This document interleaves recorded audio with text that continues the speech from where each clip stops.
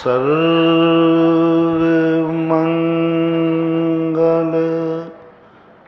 मांगल्यं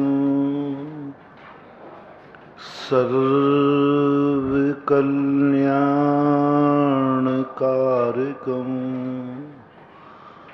प्रधानं सर्वधर्माणां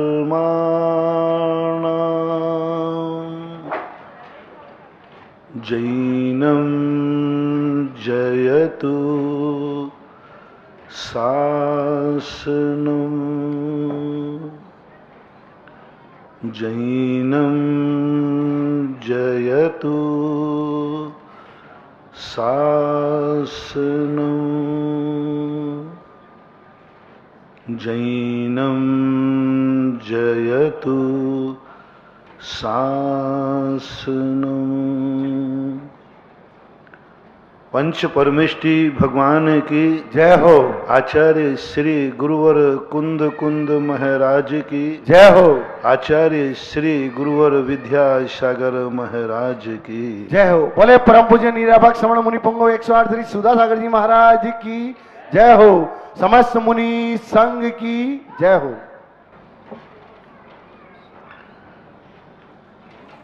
जैनागम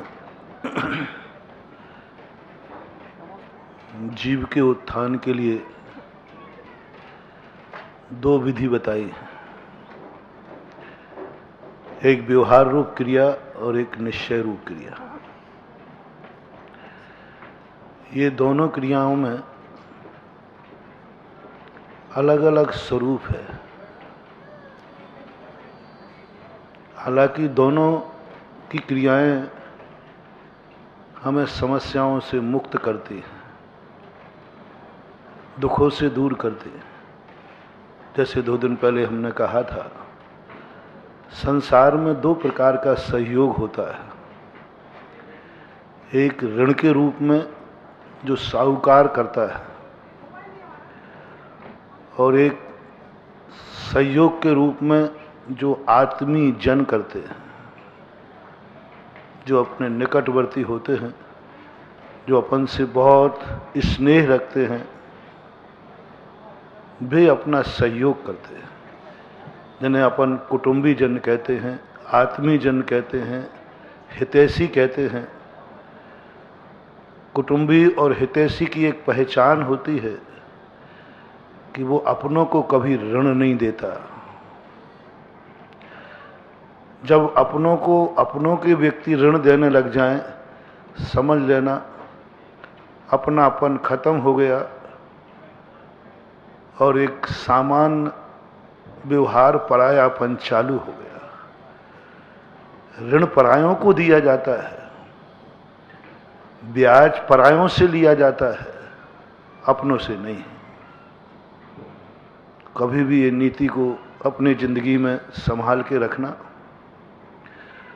अपनों को कभी ऋण नहीं देना और अपनों का ब्याज नहीं खाना। सारे दुनिया का ब्याज 100 रुपया सैकड़ा खा जाना। बहुत बोल दिया ना 100 रुपया। हाँ, हो जाए। कहीं आजकल जुआरी फुआरी सब कर लेते हो, दूने देने को तैयार हो जाते हैं, लेकिन अपनों से कभी ब्याज नहीं लेना। और जो जितना निकट का हो, पहले तो जो भी अपना हो उससे ब्याज नहीं लेना। जो मेरा है उससे ब्याज नहीं लेना। राष्ट्र से ब्याज नहीं लेना, बैंक से ले लेना। राष्ट्र को सोमदेव ने ये लिखा, राजा को जब धन की जरूरत पड़े तो राजा से ब्याज नहीं लेना, क्योंकि राजा मालिक है। राजा की जो नीतियां पहले थी, ब्याज कभी लेने का भाव नहीं करना, और राजा को दो तो उसको कभी वापस लेने का भाव नहीं करना।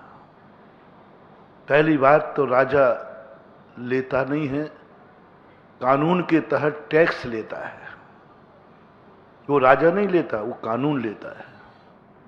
टैक्स राजा नहीं लेता। टैक्स एक मंत्रिमंडल में बनाई गई नीति है।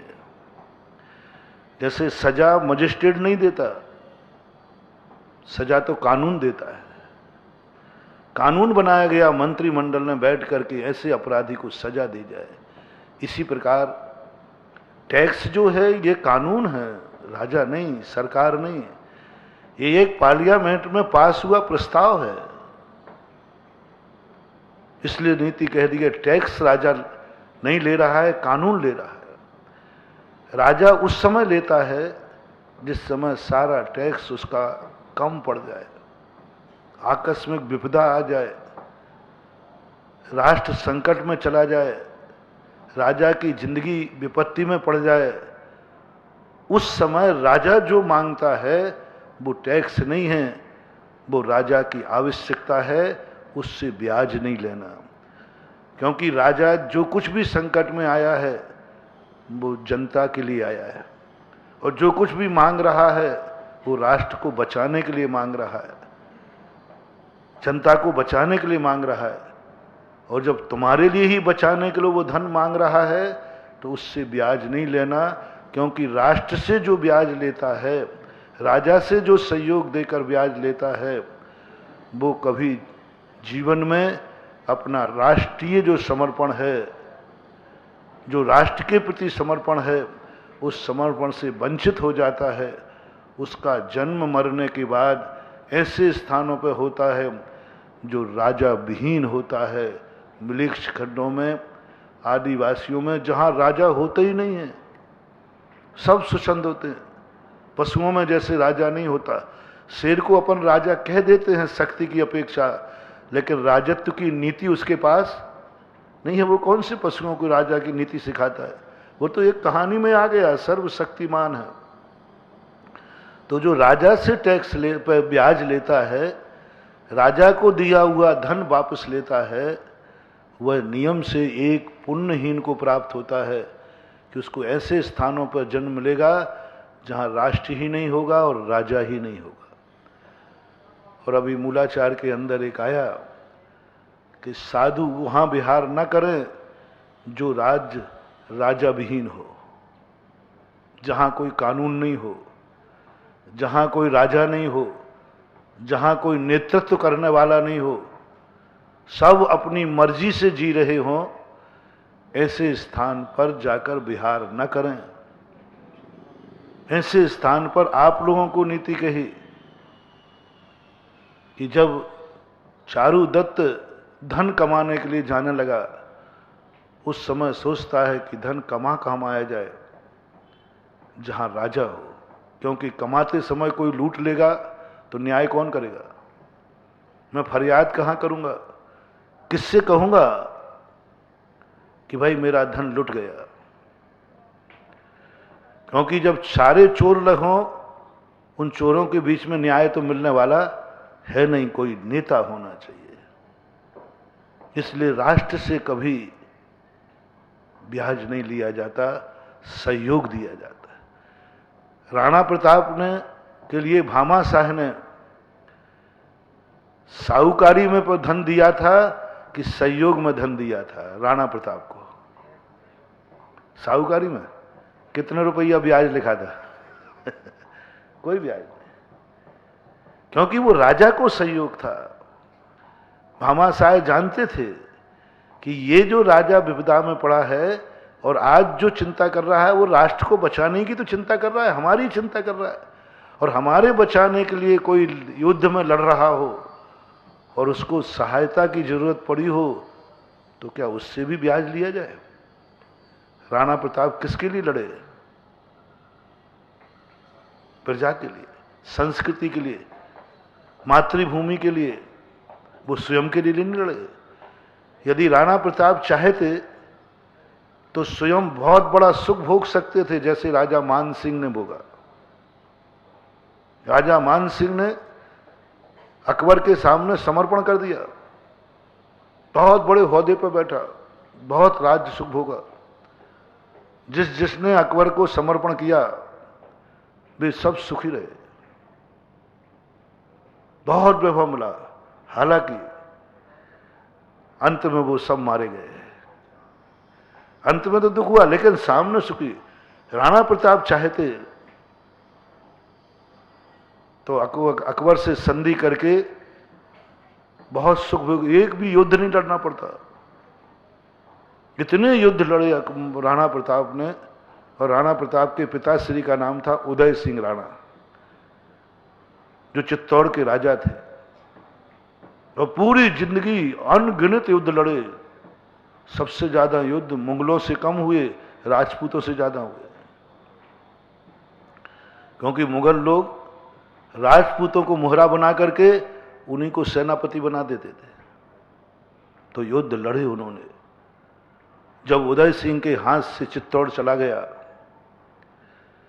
तब देखो अकबर ने संधि भेजी, मैं तुम्हारा चित्तौड़ वापस करता हूं, तुम बस एक बार मेरे से संधि कर लो और मेरी नीति को स्वीकार कर लो।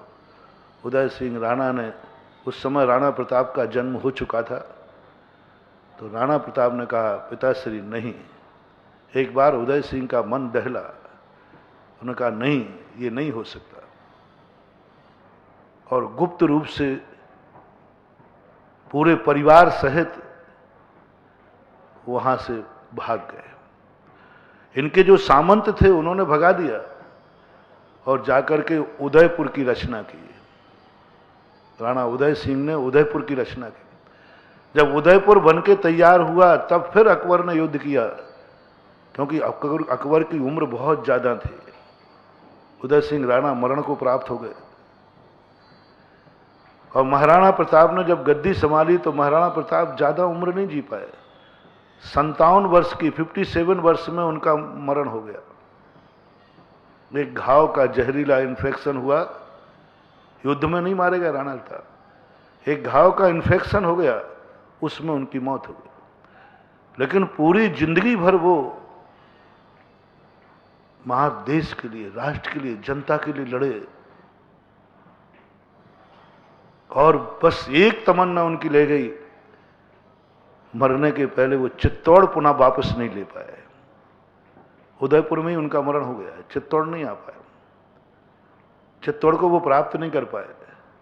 उनके बेटे अमर सिंह थे, अमर सिंह ने फिर चित्तौड़ लिया। इन सारी बातों का पर्पस ये है कि जो अच्छा राजा होता है वो अपने लिए कभी लड़ता नहीं है। अपने लिए तो उसको कुछ भी सुख मिल जाएगा, इतना ताकतवान है, लेकिन वो लड़ता है जनता के लिए, राष्ट्र की संस्कृति के लिए। तब भामाशाह जैसे व्यक्ति ने कहा नहीं। भामाशाह बहुत बड़े साहूकार थे, जैन थे, वो तो साहूकार थे, बहुत पैसा साहूकारी करते थे। वो सारी दुनिया को उन्होंने ऋण दिया, ब्याज का पैसा लिया, लेकिन जब राणा प्रताप को ऋण देने गए, पैसा देने गए, तो उन्होंने ऋण रूप में नहीं दिया, ब्याज रूप में नहीं दिया, और सारा उन्होंने पूरी संपत्ति सहयोग में दे दी। और उन्होंने कहा कि मैं राणा प्रताप को दान नहीं दे रहा हूं, ये राष्ट्र के लिए दान दे रहा हूं। तो राष्ट्र को कभी सहयोग की जरूरत पड़े, देश की रक्षा के लिए जरूरत पड़े, उस समय कभी भी तुम ब्याज का पैसा मत लेना, वापसी का प्रसंग नहीं करना, हमेशा एक ही भाव करना, सहयोग। दान तो नहीं कहलाएगा ये, लेकिन सहयोग। राष्ट्र को दान नहीं दिया जाता, राष्ट्र को सहयोग दिया जाता है। सहयोग और दान में अंतर होता है। दान हमेशा मोक्ष मार्ग में स्थित को दिया जाता है, राष्ट्र को नहीं, संसार को नहीं, गरीब को नहीं, भिखारी को नहीं, पशुओं को नहीं। जो पात्रहीन हैं, जिनका संबंध मोक्ष मार्ग से नहीं है, उनको दान नहीं दिया जाता। दान देना बहुत बड़ा अलग है। आप लोग दान कहते हो, करुणा दान, रक्त दान, दान सब तो पता नहीं कहां कहां लगता है आजकल, पाय दान, पीक दान। अरे भाई, दान तो जो चाहे कर लो, जहां चाहे लगा दो दान को।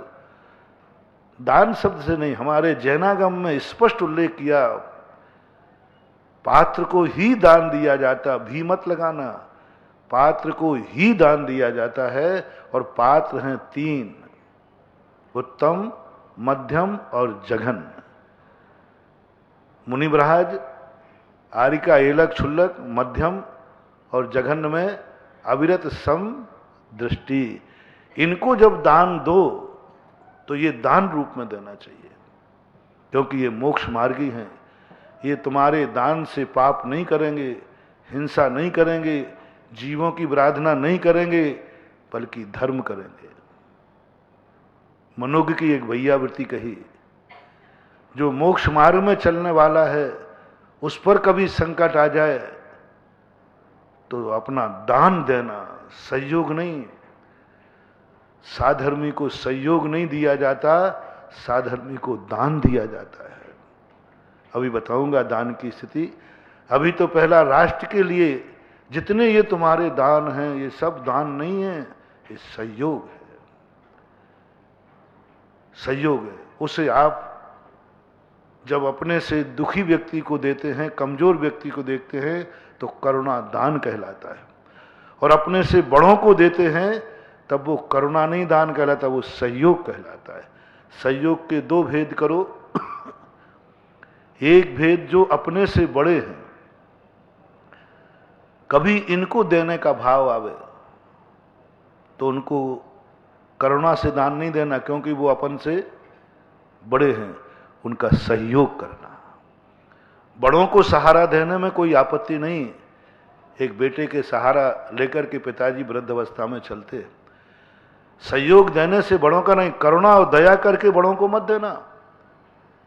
कभी राष्ट्र पर दया आ रही है, राजा पर दया आ रही है, बहुत दया आ रही राष्ट्र पे, इसलिए मैं दे रहा हूं, इतना अपराध मत करना।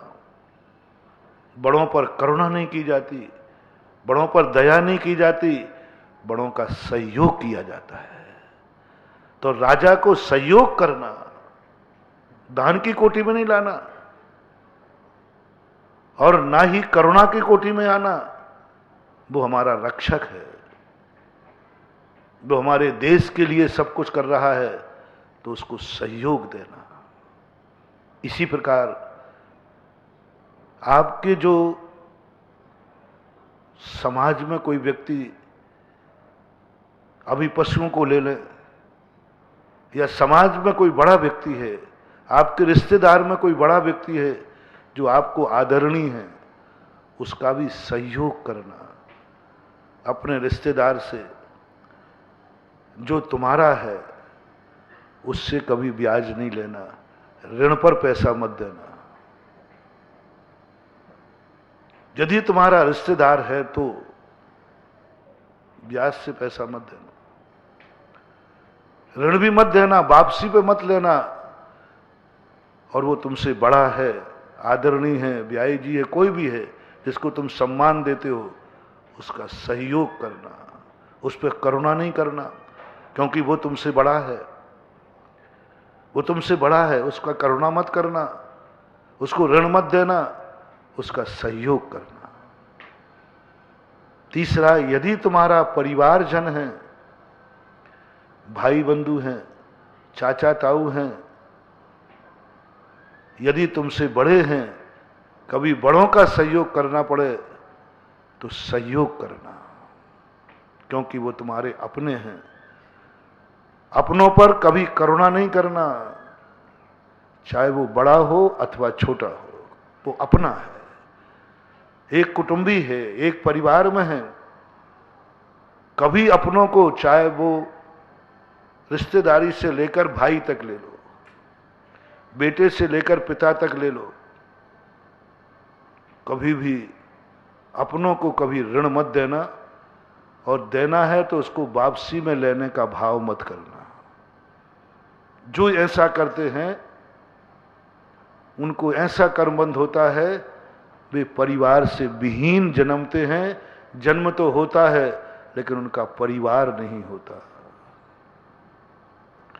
जन्म तो होता है लेकिन उसके रिश्तेदार नहीं होते।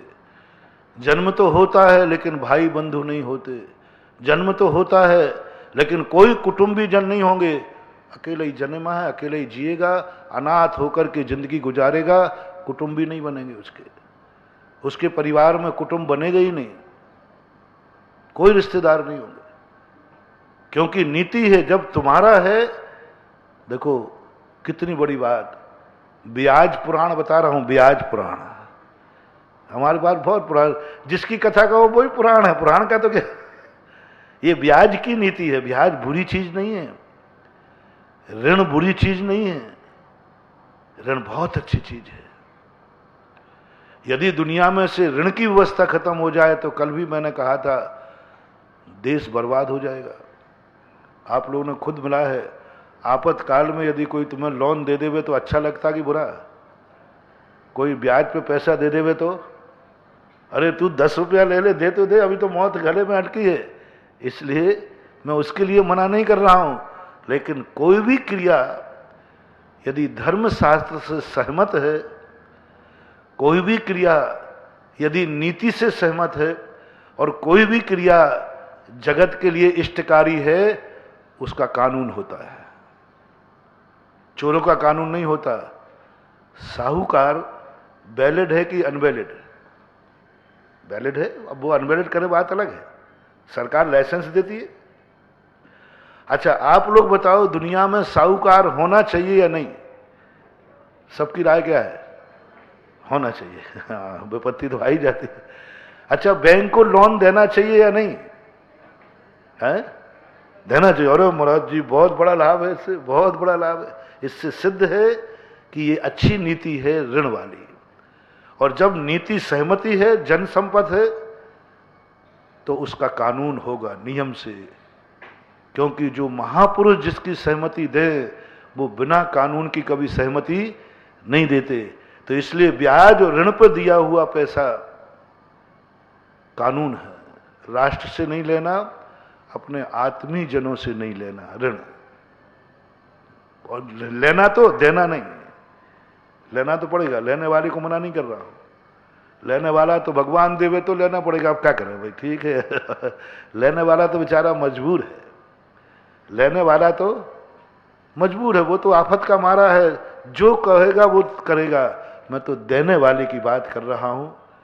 यदि तुम्हें सदा ऐसी नीति चाहिए है कि मैं जिस राष्ट्र में जन्म हूं वहां का राजा बहुत अच्छा हो, तो एक मन बना लेना, राष्ट्र को कभी हम संकट आने पर सहयोग देंगे, ब्याज ऋण नहीं देंगे।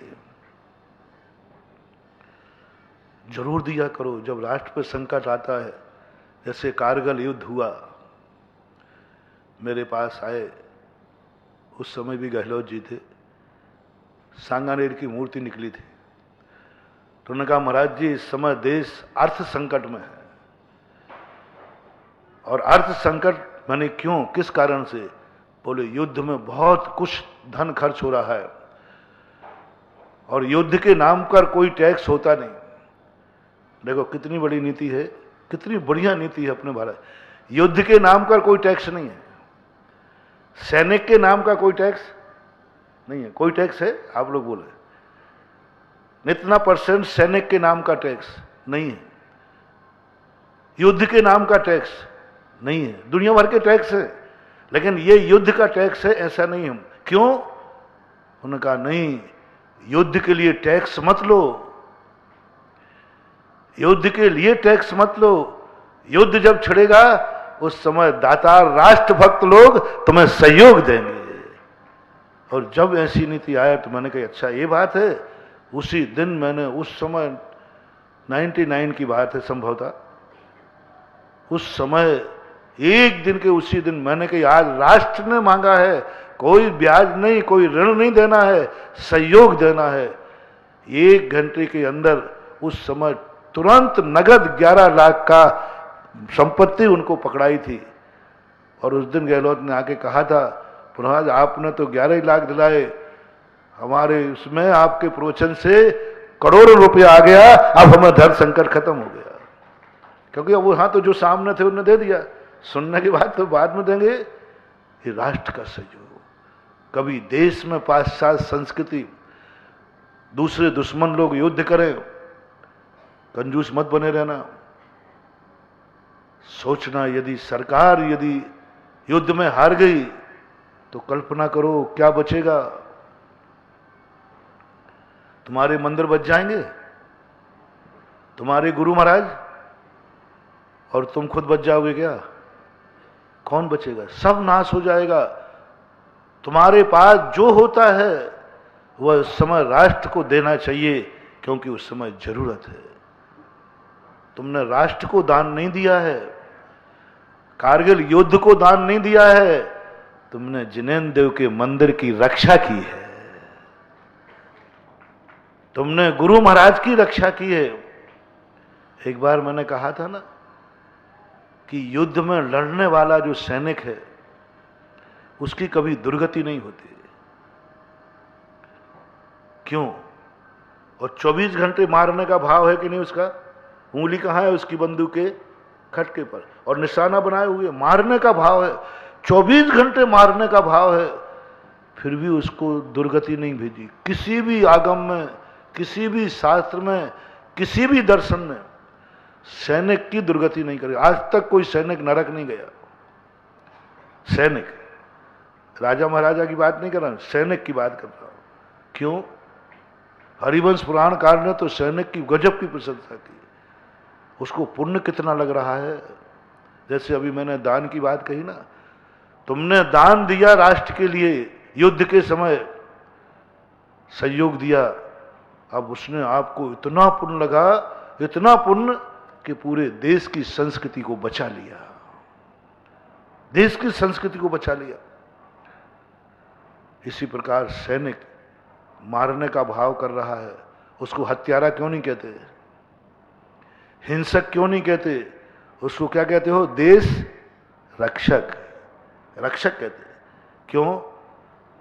उसके मारने पर वो मारने का भाव जरूर कर रहा है, लेकिन देश के अंदर जो आज अपन प्रोचन कर रहे हैं, किसकी बदौलत? ये प्रोचन कर लेते क्या आप?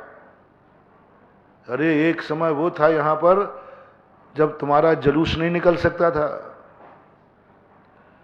एक समय वो था जब मुनिराज यहां विहार नहीं कर पाए। देख लीजिए, थोड़ी सी कमी के कारण 600 साल तक मुनियों का विहार इस भूमि पर। क्या मुनि बनने वाले नहीं थे क्या? लोग थे, लेकिन राज की सत्ता प्रतिकूल थी। इसलिए हमेशा कभी भी युद्ध छिड़े, मैं अपने आप को भी कहता हूं, आपसे भी कहता हूं, सदा उन सैनिकों के प्रति एक माला फेरा करो जो तुम्हारे लिए युद्ध पे लड़ रहे हैं। एक माला हमेशा ध्यान रखना। जिस राष्ट्र में तुम रह रहे हो, सकून रह रहे हो, जिस राष्ट्र में मैं विहार कर रहा हूं, उस राष्ट्र पर कभी संकट आवे तो उनके लिए जरूर रैकी देना, आशीर्वाद देना, शांति धारा भी कराना। राष्ट्र के लिए शांति धारा, संकट निवारण के लिए शांति धारा, भक्तांबर पाठ, मंदिरों में भक्तांबर पाठ छोड़ो। सैनिक लड़ रहे हैं युद्ध की सीमा पर और तुम उनके लिए ताकत दो मंदिरों में अखंड भक्तांबर पाठ करके कि हमारा सैनिक लड़ रहे हैं। भक्तांबर करो, काहे के लिए? अपने लिए तो भक्तांबर बहुत किए। राष्ट्र समय संकट में है, हमारे सैनिक वहां मौत से खेल रहे हैं, उनकी सद्भावना के लिए भक्तांबर करो। शास्त्रों में आया, जब जब युद्ध छिड़ते थे सत्य के पक्ष में, शास्त्रों में भरे पड़े। आप लोगों को भी ये करना चाहिए, कोई दोष नहीं है। इसको धर्म की कोटि में मत लेना, लेकिन इनडायरेक्ट तो धर्म है ही, क्योंकि धर्म और संस्कृति की रक्षा उसके बिना संभव नहीं है। ऐसा इसलिए राष्ट्र के प्रति तुम्हारा योगदान होना चाहिए। दूसरा, आपका जो बात मैंने कही, यदि ऐसा तुम्हारे मन में भाव नहीं आया तो तुम जब भी ऐसा कर्म बंधेगा कि तुम्हें राष्ट्र विहीन, राजा विहीन ऐसे स्थान पर जन्म लेगा जहां तुम्हारा कोई मालिक नहीं होगा। दूसरा बात जो मैंने कही, अपने परिवार और रिश्तेदारों से, आत्मीजनों से कभी ब्याज नहीं लेना, कभी ऋण मत देना, सहयोग देना, सहयोग देना। और आत्मीजनों पर और राष्ट्र पर कभी करुणा करके मत देना, अनुकंपा करके मत देना, रिश्तेदार पर दया करके दान मत देना। बेचारा ब्याई जी, बेचारा सब मत लगाना। क्यों? वो तुम्हारा कोई है, कोई है, उसको बेचारा नहीं, भाई को बेचारा नहीं। बाप बेटे को भी यदि देवे तो बेचारा करके नहीं देवे, बेचारा बेटा फंस गया है, बेचारा फंस गया कि तेरा बेटा फंस गया, बेचारा करके मत देना। अपनों में बड़े छोटे का भेद मत करना। तुम भली बड़े हो, लेकिन छोटे तुम्हारे कोई रिश्तेदार हैं, कुटुंबी हैं, तो उन पर अनुकंपा नहीं करना। बेचारा कह के मत देना भाई को दान, भाई का सहयोग, सहयोग देना, क्योंकि ये मेरा है। अब तीसरा व्यक्ति बचता है करुणा दान वाला। करुणा दान उसको देना जो धर्म से रहित है और हमारे कुटुंब से रहित है, हमारा उससे कोई संबंध नहीं है और वो धर्मात्मा भी नहीं है। ऐसों के ऊपर करुणा दान करना। जैसे पशु, पक्षी, गाय, भैंस, बकरे, सांप, बिच्छू, इन सब के ऊपर आप करुणा दान करना। इनका सहयोग नहीं किया जाता, क्योंकि अपात्र का सहयोग नहीं किया जाता। ना वो कुटुंबी है, ना राष्ट्र है और ना पात्र है, तीनों चीजें उसमें नहीं है, पर उसका सहयोग नहीं करना। बेचारा कटने जा रही है गाय, मर जाएगी बेचारी, चलो बचाता हो, करुणा। चींटी जा रही है, मर जाएगी, उसको बचा लेना। जितने अपात्र होते हैं, अपात्रों में दो चीजें छोड़ देना, कुटुंबी, रिश्तेदार और राष्ट्र, फिर सब अपात्र में आएंगे। पेड़ पौधों पर भी अपात्र है, ये पेड़ को बचाना है, आग लगी चुकी है, सारे तरफ आग लगी है, ये हरा भरा पेड़ है, जल जाएगा, तुम जाकर के बेचारा पेड़ जल जाएगा, बच नहीं पाएगा ये, तुमने अग्नि बुझा दी, करुणादान। तुमने किसी प्रकार से चींटी को बचा लिया, करुणादान। भिखारी को दान देना, करुणादान। गरीब को दान देना, करुणादान। कभी इनको ऋण मत देना, गाय को ऋण मत देना, गौशाला को ऋण मत देना, भिखारी को ऋण मत देना, भिखारी को ऋण मत देना, गरीब को ऋण मत देना। और जो, लेकिन ध्यान रखना, वो भिखारी विधर्मी तो नहीं है, विधर्मी है तो नहीं कह रहा हूं मैं, अभी अपात्र कह रहा हूं। ना तो धर्मी है और ना विधर्मी है, ना वो तुम्हारे धर्म को मानता है ना किसी धर्म को मानता है, उसको धर्म से कोई लेना देना नहीं है, और उसका धर्म का कोई भी। ऐसे व्यक्तियों के ऊपर अपात्र पे करुणा दान दिया जाता है, इनको ऋण नहीं देना। अब महाराज फिर बचा क्या, ये और बता दो, अब काय कौन पे साहूकारी करूं? राष्ट्र आपने मना कर दी रिश्तेदार भी सब मना कर दी, और जो अपात्र हैं उनको मना कर, नहीं अभी बहुत बचा हुआ है, बहुत बचे हुए। विधर्मी, विपरीत बुद्धि वाला, जो विधर्मी है, उनके लिए यदि सहयोग की जरूरत पड़े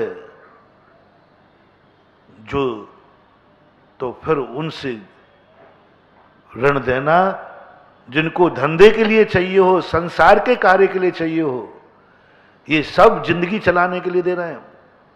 अब आ जाए, अब मैं सबको बात दे रहा हूं, चिंता मत कर, सबसे ब्याज दिलाऊंगा, सबसे ब्याज दिलाऊंगा, राष्ट्र से भी दिलाऊंगा, ब्याई जी से भी दिलाऊंगा। बेटे अब आप ये देखना, राष्ट्र के लिए धन किस लिए चाहिए है? अपना धन बढ़ाने के लिए, कोष बढ़ाने के लिए, तो फिर ब्याज लेना जैसे बैंक से ब्याज लेते हो। बैंक का ब्याज भी तो सरकार के ब्याज है, कोई बाधा नहीं, क्योंकि बैंक में जो पैसा कमा जाता है उससे सरकार कमाती है। युद्ध में जो गया उससे कमाया नहीं, लेकिन बैंक में जो गया उससे पैसा सरकार तुमसे पैसा देती है तो दूसरे को भी ब्याज लेती है। तुमसे ब्याज लेकर के दूसरे से ब्याज ले रहा है, उससे कमाने में क्या बात है? वो तो व्यापार है, धंधा है। इसलिए बैंक का पैसा, कई लोग पूछते हैं महाराज जी बैंक का ब्याज खाना ठीक है कि नहीं? हमने की बहुत अच्छा, 100% सही है, क्योंकि बैंक खुद कमाता है।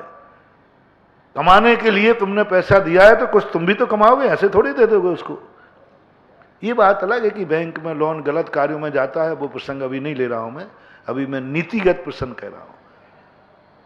क्योंकि बैंक और राज्य जितनी भी नीतियां हैं ये सब राजा कमाता है। राज्य सरकार को बहुत इनकम होती है बैंकों से, तो आप भी कमाइए। अब आपका रिश्तेदार से भी खूब ब्याज लीजिए, वो पैसा उसने काय के लिए लिया है? रिश्तेदार ने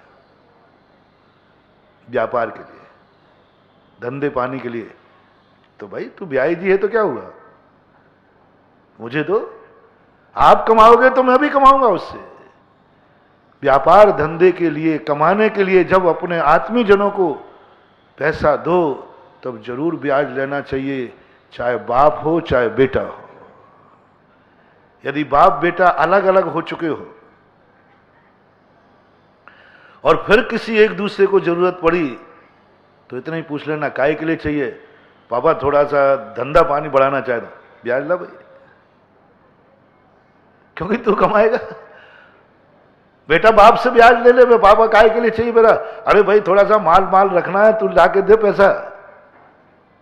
अलग हो चुके हैं तब की बात कर रहा हूं, इकट्ठी की तो कोई बात है नहीं। अलग हो चुके हैं। यदि बाप ने भी कमाने के लिए पैसा मांगा है तो बेटा बाप से भी ब्याज ले सकता है, क्योंकि बाप कमाने के लिए ले रहा है। ये बात ध्यान रखना। अब ये तुम्हारे लिए कितना बड़ा क्षेत्र मिल गया, बहुत बड़ा क्षेत्र। धर्म भी हो गया, सब कुछ हो गया। अब आते हैं अपने 3 पात्र।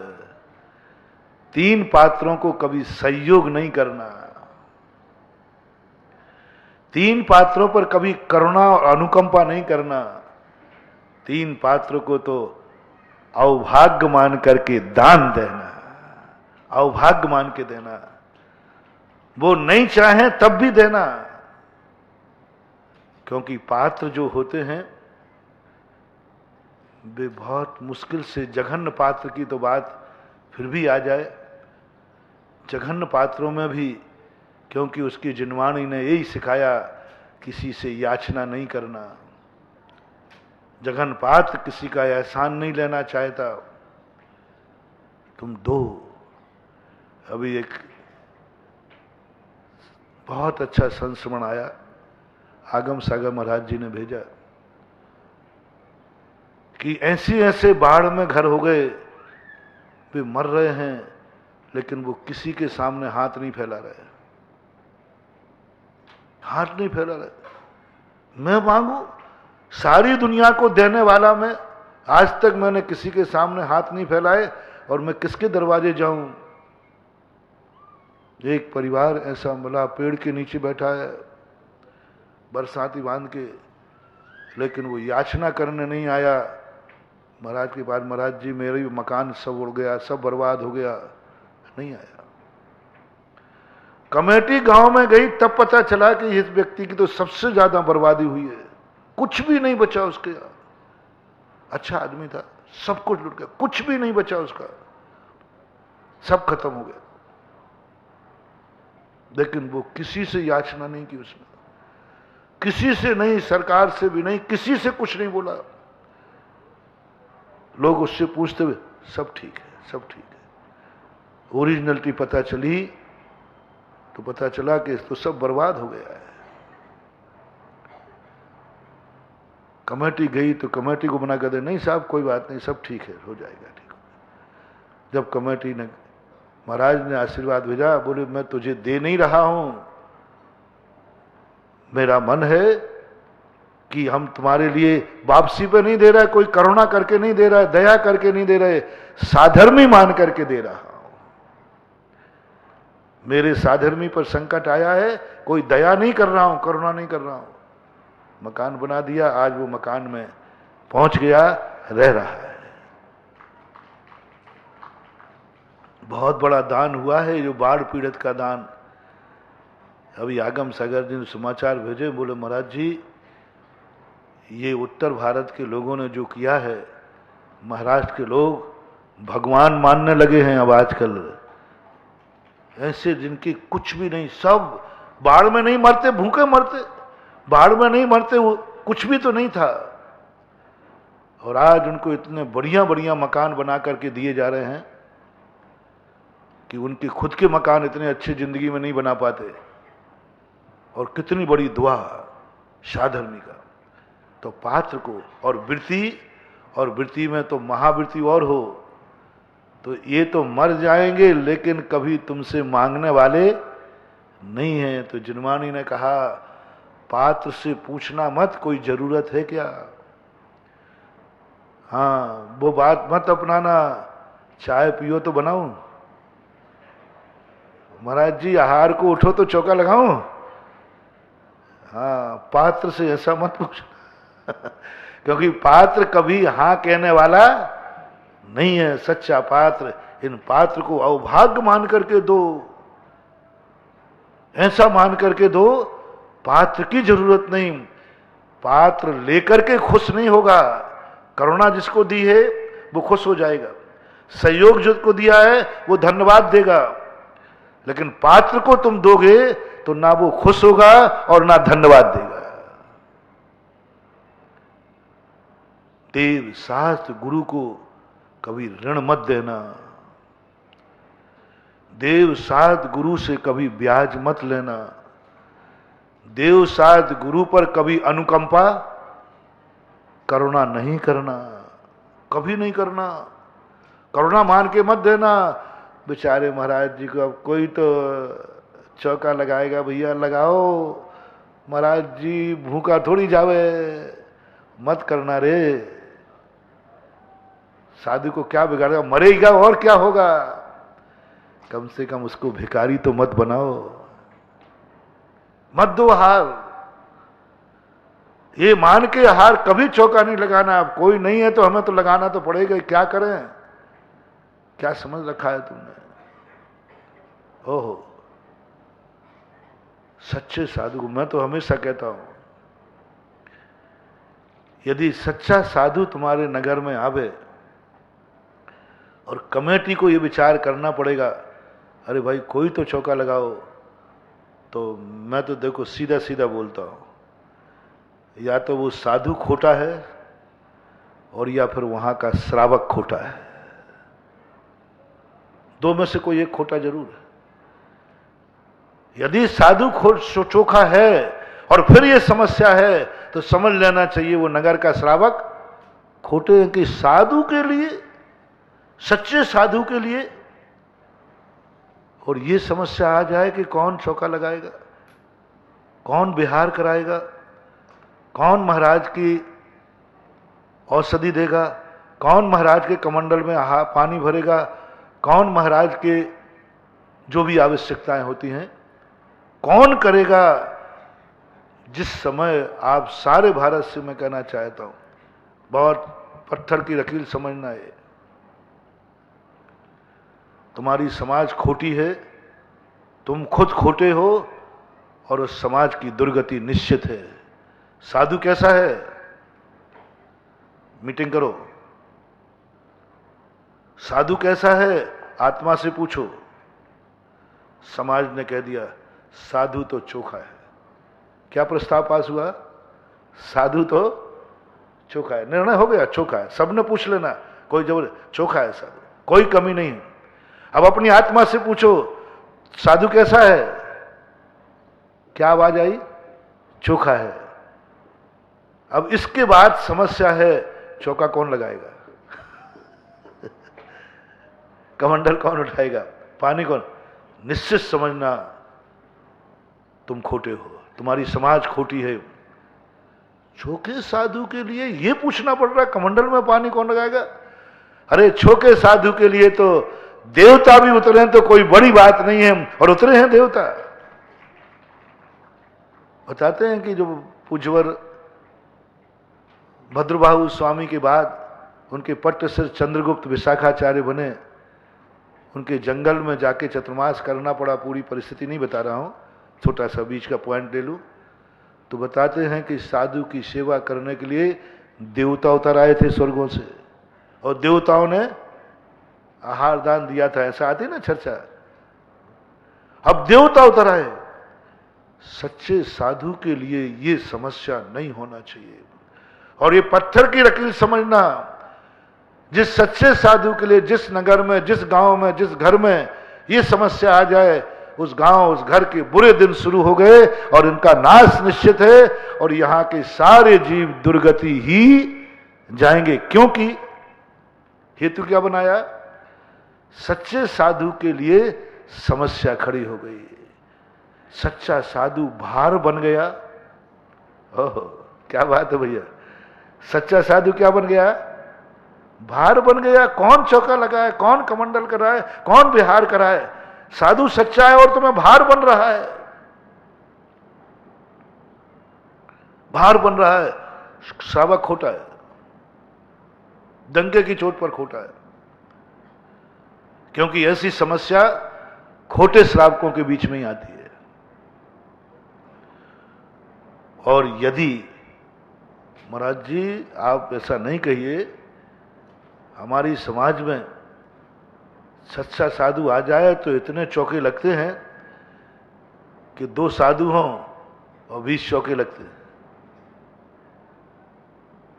हाँ ऐसे भी गांव हैं जो चौके लगाने में पीछे नहीं है, लेकिन कोई ऐसा साधु आ जाए तो एक भी चौका नहीं लगावे, सब पीछे मुड़ जाते, मैं तो नहीं लगाऊं। क्यों? साधु खोटा है, खोटा साधु है। कौन लगाएगा? कौन को कुभोग भूमि जाना है? क्योंकि शास्त्र में स्पष्ट लिखा, खोटा साधु जानकर, खोटा मान जानने के बाद भी उसको दान आदि क्रिया करता है, तो पूज्यवर नेमी चंद महाराज ने कहा वो कुभोग भूमि में कैसा मानव बनता है। मुंह तो हाथी का, शरीर मानव का, मुंह तो घोड़े का, मानव का शरीर। एक कान इतना बड़ा कि लपेट के सो जाओ, और एक कान इतना छोटा कि चूहे जैसा, एक टांग वाले, एक हाथ वाले। ये क्यों बनते हैं? जो भ्रष्ट साधुओं के लिए, खोटे साधुओं को आहार देते हैं, जिन्हें मालूम है ये खोटा है। खोटे साधुओं को जो आहार आदि क्रिया कराते हैं, वे जाके कुभोग भूमि में जन्म लेते हैं। दान तो दिया है, लेकिन किसको दिया? खोटे को दिया, नहीं देना। खोटे साधु के लिए तो समस्या होना ही चाहिए, मेरा समर्थन है। खोटे साधु को तो आहार मिलना ही नहीं चाहिए, खोटे साधुओं के लिए तो चौका लगाना ही नहीं चाहिए। और कोई समस्या आ जाए तो मन मार करके निपटा देना चाहिए। मन मार के लगाना नहीं, लगाना नहीं, निपटा देना चाहिए। क्या करें अब? अंदर से भाव नहीं माना, उसको दान मत मानना, वो समस्या का समाधान है। परिस्थितियां आती हैं, आप लोग ग्रस्त हो, ऐसे साधु जो तुम्हारी आत्मा बोल रही है कि साधु चोखा नहीं, आत्मा बोल रही है, समाज बोल रही, लेकिन कई बार निपटाना पड़ता है। उसे भार मानना, दुर्भाग्य मानना। मैंने कौन से जन्म के पूर्व में पाप किए हैं जो मुझे ऐसे खोटे साधु की अंजलि में आहार देना पड़ रहा है? दुर्भाग्य मान के देना। क्योंकि तुम गृहस्थ हो, कई बार तुम्हें ऐसे कार्य करना पड़ते हैं जिसमें तुम्हारी आत्मा गवाह नहीं देती। होता है कि ऐसा नहीं? क्यों भाई कुंद कुमार जी, हैं आत्मा गवाह नहीं दे रही तो दुर्भाग्य मान के दे देना, और दुर्भाग्यपूर्ण परिणाम करके दे देना। लेकिन यदि पात्र की बात कह रहा हूं, पात्र पर करुणा नहीं, पात्र का सहयोग नहीं, पात्र को दान मान के देना, अवभाग्य मान के देना। मैंने कितने पुण्य किए कि आज मेरा धन जिनेंद्र भगवान के चरणों में लग गया। आनंद मनाना, दान देय मन। हाँ, सहयोग मजबूरी में दिया, अनुकंपा भी तुमने मजबूरी में की, लेकिन दान मजबूरी में नहीं करना। राष्ट्र को जो सहयोग तुमने दिया वो मजबूर होके दिया कि शौक से दिया? मजबूर था, क्योंकि संकट आया। अपने रिश्तेदारों को भी सहयोग दिया, संकट में दिया। लेकिन धर्म को, पात्र को दान देना है तो मजबूरी में नहीं देना, सहयोग नहीं करना, दया करके नहीं देना, अवभाग्य मानना कि मैंने कितने पुण्य किए कि आज मेरा धन जिनेन्द्र देव के मंदिर में लग गया, आज मेरे धन से भगवान का छत्र ऊपर चढ़ गया, आज मेरे धन ने मैंने कितने पुण्य किए कि आज मेरे धन से कलशारोहण हो गया, आज मेरे धन से मैंने फलाना कार्य, आज मेरे धन से भगवान के अभिषेक की झारी आ गई, आज मेरे धन से पांडुकशला XYZ जितने भी अपने भगवान के निमित्त से दान होते हैं, वे मजबूरी में नहीं देना, होड़ लगा के देना। इसलिए दान जब दिया जाता है तो बोली लगती है, और ऋण दिया जाता है तब भी बोली लगती है। यदि बोली लगाए तो कोई सामने नहीं आएगा, क्योंकि वो मजबूरी में है। दान की जो बोली लगती है ना, ये जैन दर्शन की सबसे बड़ी प्रभावना है। सरकार जब कुर्की करती है तब बोली लगती है, जब धर्म की, ये जब तक जैन दर्शन की बोली लगती रहे तब तक समझना जैन धर्म का झंडा सदा ऊंचा रहेगा। बोली कब लगती है? जब कंपटीशन वाला दूसरा है तो, और दूसरा है ही नहीं तो। शेष बाबू, यदि कोई बोली बोलने वाला नहीं होता तो तब देखो इनका चेहरा, इनका देखो वैसे बोलते हैं, अरे भैया कोई तो बढ़ रहे, कोई तो बढ़, ऐसा कोई तो बढ़ो रहे, आज ठंडा क्यों? अरे मैं सुनता रहता हूं दूर से, इनकी वाणी में कठोरता आई, मैं समझता हूं कि आज कोई हाँ, कठोरता आ जाती है वाणी में, मैं समझ लेता हूं कि आज। और जिस दिन कंपटीशन वाले होते हैं उस दिन देखो इनकी वाणी में क्या मिठास होता है। मिठास किसका है? ओहो, गर्व इसका है कि मेरे भगवान का अभिषेक एक को करना है और 10 लोग लाइन में खड़े हैं, इसका अर्थ है कि भगवान की कीमत है, मूल्य है। आप बताओ, आपकी दुकान पर माल कम हो और ग्राहक ज्यादा हो तो अनुभूति कैसी होती है? ऐसी अनुभूति ख्याति, ओहो मेरे माल में इतनी कीमत कि मैं एक को दे पाऊंगा, 10 खड़े हैं, उससे माल की कीमत पता चलती है, बहुमूल्य पता चलता है, बहुत मूल्य पता चलता है। ये सारी दुनिया के अंदर जैन धर्म की प्रभावना देखो, तुम और तो कुछ कर नहीं सकते। अमीरों से मैं सदा कहता हूं, तुमसे तपस्या तो बनेगी नहीं, व्रत तो तुम ले नहीं पाओगे, उपवास तो कर नहीं पाओगे, बस तुम जब कोई धर्म की बोली लगे तो धन बढ़ा देना।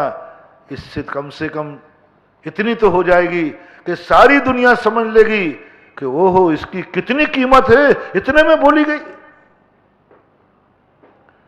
सारा विश्व आश्चर्यचकित रह गया। एक कलश का पानी डालने के 11 कलश, 11 करोड़, 1100 कलश। ओहो, आखिर है क्या ऐसे में? बड़े बड़े नास्तिक जो थे ना, वे अभिषेक करने पहुंच गए, हमारे प्रवचनों से नहीं। लोग दंग रह गए, विदेशी लोग आ गए, चैनल आ गए सारे, कि आखिर है क्या ऐसा? 1100 कलश क्या कहलाते महानुभाव? ऐसा है क्या उसमें? लोग पहुंच गए, 1100 कलश दे दिए। मात्र लोटे को देर कितनी लगी आप लोगों ने भी देखा होगा। जब गोमटेश बाहुबली का पहला कलश हुआ तो उसको ऊपर कितने मिनट तक रहा था वो पाटनी परिवार? कितनी देर रहा था?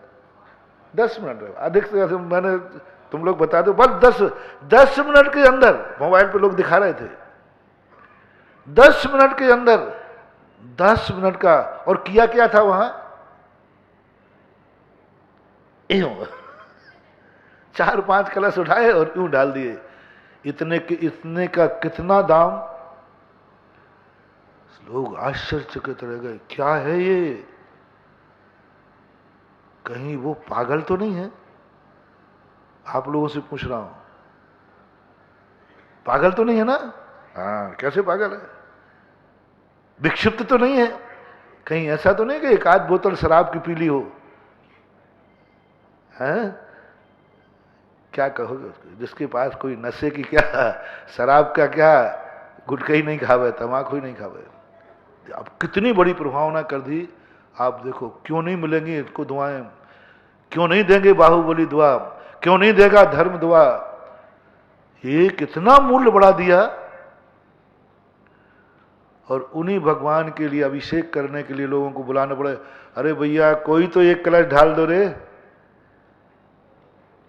कई बार होता है मंदिरों में ऐसा, 4 बजे तक माली कहता है, अरे मरा बाबा जी कोई नहीं आ रहा है, अरे कोई तो आ जाओ रे, भगवान को नहा दो। तो बोलो महिमा गिरी के बड़ी। ओ, इन मंदिरों में अभिषेक करने वाला नहीं, लोगों को बुलाना पड़ रहा है, माली को कहना पड़ रहा है।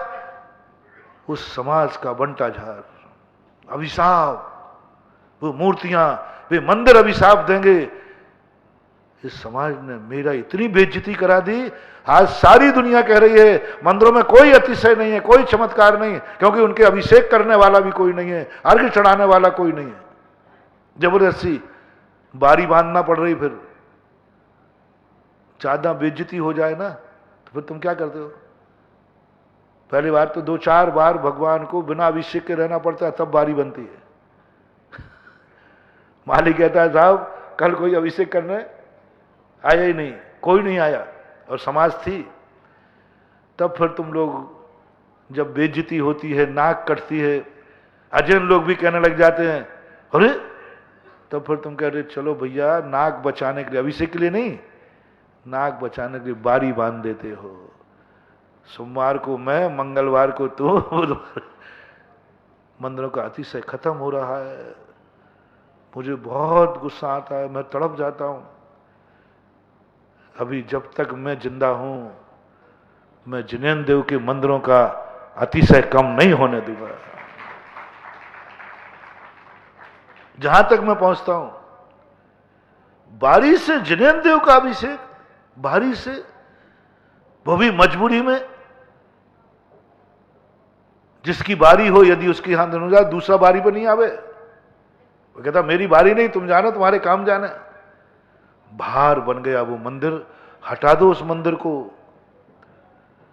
भेज दो मंदिर को कहीं दूसरी जगह, बर्बाद मत हो। नहीं नहीं, भगवान के अभिषेक के लिए बारी नहीं,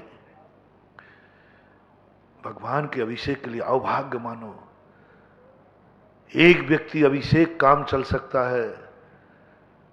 मालूम, तुम लोग कहते महाराज जी जिस मंदिर में आप जाते हो, फिर उस मंदिर में अतिशय क्यों हो जाता है? तो आप कुछ तो करते होगे, कोई मंत्र तंत्र। भैया ध्यान रखना, मेरे पास कुछ भी नहीं है, कुछ भी नहीं, ना मैं जादू है, ना मंत्र है, ना कोई है। और सब लोग मानते हैं। आज तो लोग कहने लगे यदि यहां के मंदिर की दशा सुधारना है तो, कहने लगे कि नहीं, बोलो ना। बॉम्बे पूना तक में भी चर्चा होती है, बताते महाराज जी आ जाए तो सब मंदिर बिल्कुल देखना, ना तो पैसे की कमी आएगी और ना अभिषेक करने वालों की कमी आएगी। तो ये विशेष समझना, मैं कोई मंत्र तंत्र नहीं जानता। मेरे गुरु ने एक ही बात कही, बस धर्म की महिमा नीचे मत गिरने देना।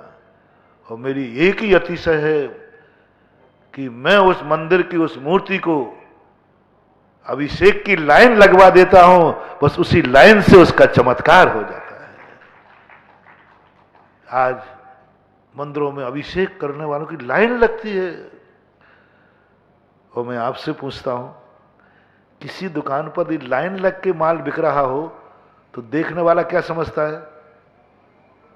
बोलो ना, क्या समझता है? अरे भाई, इस दुकानदार में दम लाइन लगा के माल बिकता है।